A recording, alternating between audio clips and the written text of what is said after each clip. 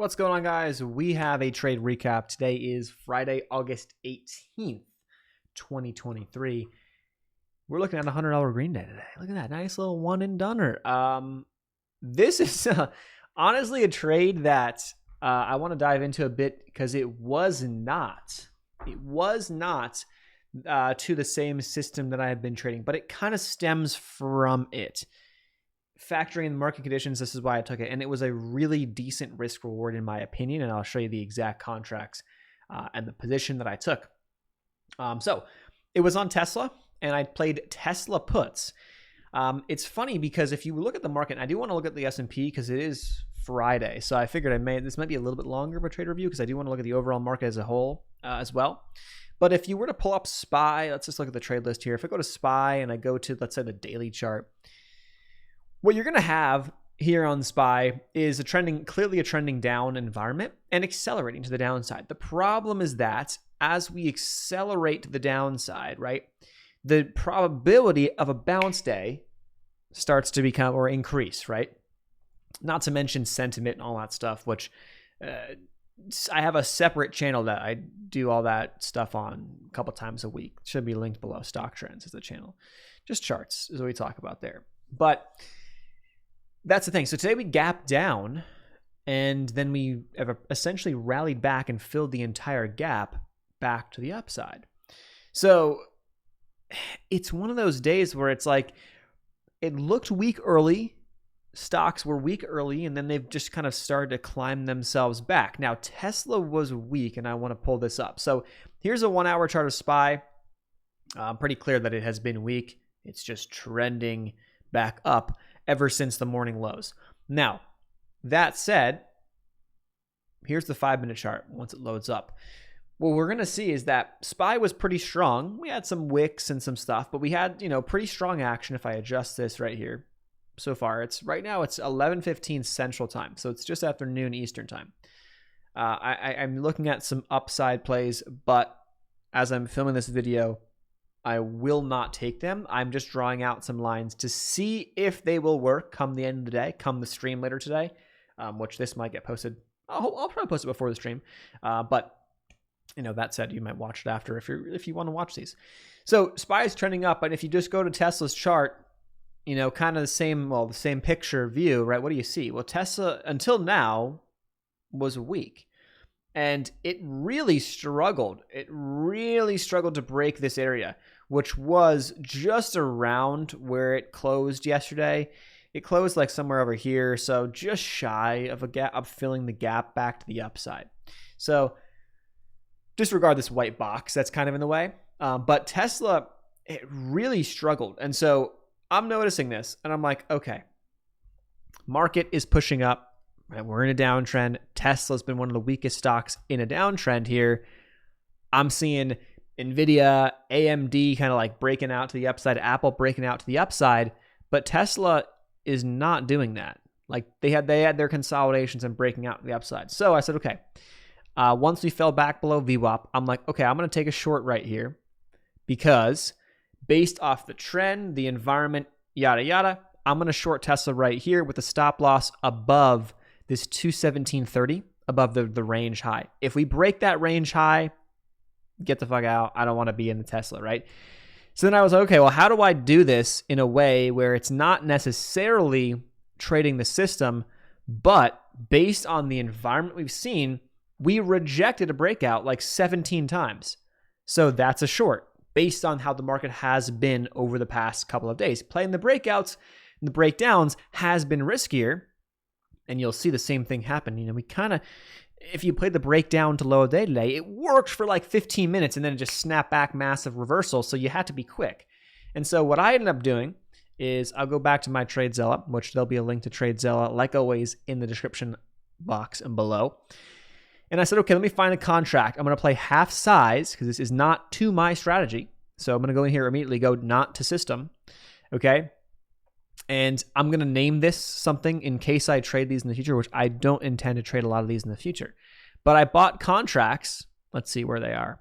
Well, that's the chart of the contracts up there. But I bought them for $485. So I spent about $500, which is about half of a normal position size, on one contract. And I said, okay, the risk based off of where these contracts had traded, which I'm not sure if it'll be very visible. Yeah, you can kind of see. It's not clean, but was down around 430, 425. So I put my stop loss at 425, and then I put my take profit at 585. It hit a high of around 6, maybe actually 590. I don't know, something like that is where it hit as a high. I got pretty damn close to the freaking the high of these contracts. So I was like, okay, I'm gonna risk about $60. Okay, because I got it at 485, stop loss 425, so $60 to make 100. And I literally just went one order, take profit, stop loss, enter them at the same time, and whatever hits first gets me out of the trade. And it ended up hitting the take profit first. That was it. Is this something that I'm necessarily like super happy with? Not really, to be honest, but based off the prior price action this week, based on what we had been seeing, I'm like, this is clearly a weak stock overall. It's not doing what SPY is doing. SPY is trending up all day. Tesla's just consolidating and struggling to break out every single time. The second I saw us break below VWAP, which there were even some wicks there, I'm like, okay, stop loss above high of the day. Let's see if we can get a break to new lows. And based on price action, if SPY weakens at all, Tesla's going to probably go to new lows. And that's exactly what happened, despite SPY even staying strong. Now it's bouncing back up, but it kind of worked. So is this a trade that I want to trade a lot? No, but it's the same idea. And it stems from the same concept of we're in a downtrend, right? This trade or this setup, if anything, was signaling to me on the 5-minute time frame, if we break out here, you want to go long. But I'm like, wait a second. We've been trending down for 2, 3, 4 weeks. This long is not a long I would trade. So if I'm not going to trade that to the long side and we fail to break out, or let's say we had a wick up and then it comes right back down, that could be a trade where you enter in short, stop loss above that wick as a failed breakout, and then essentially just go for a 2-to-1 risk reward or something along those lines. So that's the idea. That's the premise of this, because we have not been in a high momentum state. Now, okay, we kind of have the past like 2 days, but if you watch the past trade reviews, it hasn't been, because the first attempts to break to the downside, we've been breaking and then bouncing, and then later on in the day, we come back and eventually break down to new lows. That's exactly what happened with Microsoft yesterday. I was eyeing up a nice trade on Microsoft, and I got in a little bit early, or earlier in the day. It broke just barely, and then it snapped back up, faked out, if you will. I don't even want to call it a fake out. It was just bounce off support. I entered anticipating the breakdown or the follow through. We didn't really get it. And then it bounced up, and then later in the day, boom, boom, boom, massive move to the downside. So that's kind of how the market's been. So these momentum plays have not been working great. And so you kind of want to wait for the failed breakdown or breakout. And that's kind of what I played today. So what I'm going to go ahead and do is go with a setup here, and I'm going to call this a failed breakout, if you will. Let's see. Failed breakout. I'm just going to go in parentheses here. In a larger downtrend is the idea. So you're playing in a downtrend. You're playing the failed breakout. Okay, now we go short to play the same thing. That's what I'm going to call that. I don't anticipate taking a lot of those, but that's what I'm going to call it right there. So that's the trade. Simple. At the end of the day, it came back to being pretty simple. Now, overall results for the week. This week, we finished the week down $44. Darn. There were some things I could have done. We had 2 small winning days, and then we had this one big losing day, which, if you were to add up all the trades, like technically speaking, we had 3 green days, and we had 2 red days. Now, one of the green days with a break even, I would call it $6. Let me get myself out the way here for a second so you can see what I'm talking about. $6, that's break even. This 10 was essentially break even, and this 100 was a plus 1R win. So if you were to stack up, these are the numbers of the week: 5 winning trades, 1 break even trade, and 8 losing trades.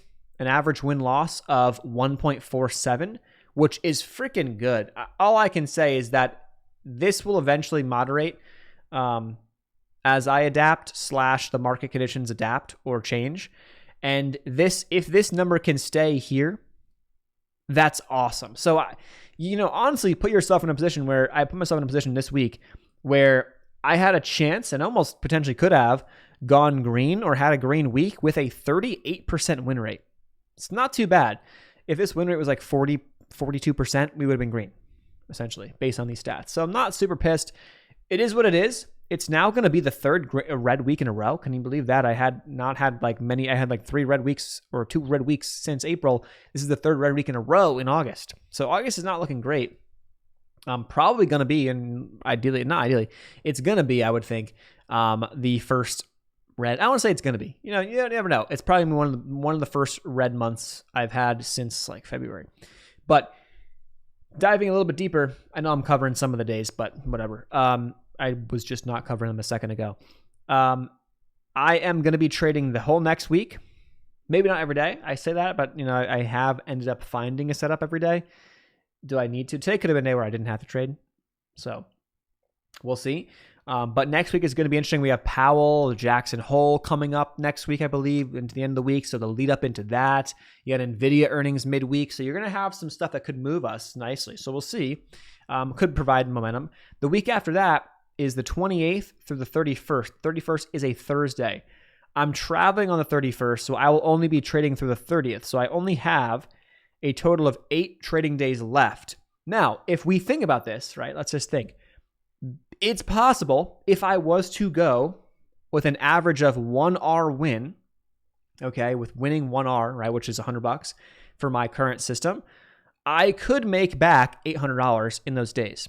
Could go green. So if we start thinking it's possible, I'm not going to push and pressure it. Doesn't really matter. I'm going to let the numbers and the system, the strategy play out over time and just kind of track and adapt over time. So we'll see if momentum is juicy and it's nice and we get some good days and some nice movements next week and the week after. I think we've got a good shot. If not, then maybe we're just going to be kind of taking it slow, not going to push pace, not try to do shit. I'm going to literally just do the same things, trade the strategy, and that's it. So that's a current update for everything right now. I just, we'll talk about SPY for a second. Overall, this thing really, like, if we look at SPY, let's just, my freaking trading view has been, I got to probably refresh this before our live stream today. But SPY's daily chart, man, it's coming right into a spot that it previously bounced. You now have a lot of people who are now fearful. The 10-year has been going pretty high. This makes sense. You are in a situation right now. Now, I'm not talking, this is mostly for trading, but I'm talking about like, oh, where is the market going to go? Like, I'm not making those bets. And you see, it doesn't matter. It does not matter where the market, like trying to predict that. It doesn't matter in the trading, okay? You come in each day, charts reset, you see what happens, what do you got, boom, that's it. And that's all I really care about. The past does, as into trend, to guide you for what we've been seeing as of late, but does not dictate what happens today. You see a lot of people that, were talking about buying the dip, potentially, as we started to push up and push up. As SPY got up over 430, 440, oh shit, over 450, buying the dip. Now you have a dip. Do you want to buy the dip now that it's in front of you, right? From 460 down to 430s, low 430s. This morning we're down around 433. Do you want to buy the dip? Well, look around and now you're seeing a lot more concerning, fearful statements, right? It's just market psychology 101, right? This is the game. So yeah, could we come down a lot more? Yes. It's a fearing. We're not that fearful. We're not nearly as fearful as we had been, but now we're getting into fear on the fearing. It's like, it could come down, but you have to understand, like right now, we had a big move up. We've now retraced some of that move. Like we're kind of at a point where making that bet either way is substantially risky, right? Like there are things that could totally happen to send us down, but if we were to bounce here, it would also not be very surprising, right? So just keep that in mind. I think it's a good way to kind of set the stage and framework for what to maybe expect in your own trading. I don't know. I like to do that to say, okay, like, the market's had some pretty big moves to the downside, that's great. But if we missed that momentum, right, like we have to be ready for a bounce back day in case, it snaps back. And the nature of how I trade and this stuff, if we've been trending down on these stocks for the past 6, 7, 8, 9, 10 days, 2 weeks, 3 weeks, and we've a bounce day, a strong day, am I going to trade the upside? It's very, very unlikely that I will trade the upside. just because we are in a bigger picture downtrend. Until that starts to break and that starts to kind of reverse, we're not near any key levels where we can get some bigger momentum to the upside. We're only near key levels of momentum to the downside right now. So we need to kind of honestly reset for a couple of days. So if the market kind of grinds back up, chances are I might not find a lot of trades in the coming days. We'll see. That's just kind of the nature of the strategy for now. But with that said, hope this was helpful. Links to TradeZella, links to all that stuff in the description box down below. And I will see you guys either on the live stream or next week. Peace out. Have a great weekend.